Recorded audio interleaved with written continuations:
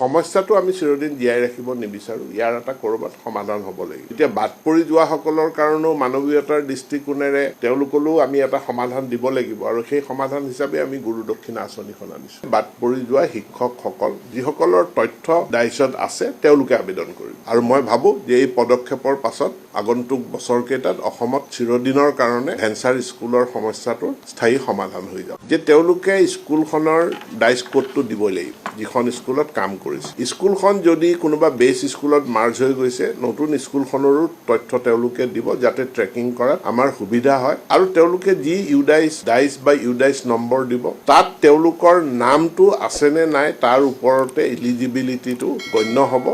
কোনোবা অৱসৰ গ্ৰহণ কৰিলে কোনোবা মৰি গ'ল বুলিয়ে আমি তেওঁলোকক বঞ্চিত নকৰোঁ। গতিকে তেওঁলোকেও আবেদন কৰিব পাৰিব, তেওঁলোকৰ নেক্সট ষ্টপ কিনে আবেদন কৰিব আৰু পৰ্টেলটোত শিক্ষক বা শিক্ষয়িত্ৰীগৰাকী তেওঁ মৃত হওক বা জীৱিত হওক পৰ্টেলটোত তেওঁৰ নেক্সট ষ্টপ কিনৰ ডিটেইলছটো বিচৰা হৈছে। একমডেশ্যনৰ পৰা বাদ পৰি যোৱা শিক্ষকে এই পৰ্টেলত আবেদন কৰিব নালাগে। তেওঁলোকৰ তথ্য অসম চৰকাৰৰ লগত আছে। তেওঁলোকৰ তথ্য পাতিৰ ভিত্তিত তেওঁলোকৰ সমস্যাটোৰ স্থায়ী সমাধান কৰা সম্পৰ্কে চৰকাৰে নিশ্চিতভাৱে সিদ্ধান্ত এটা গুৰু দক্ষিণৰ পৰিমাণ উপযুক্ত সময়ত চৰকাৰে সেইটো সিদ্ধান্ত গ্ৰহণ কৰিব।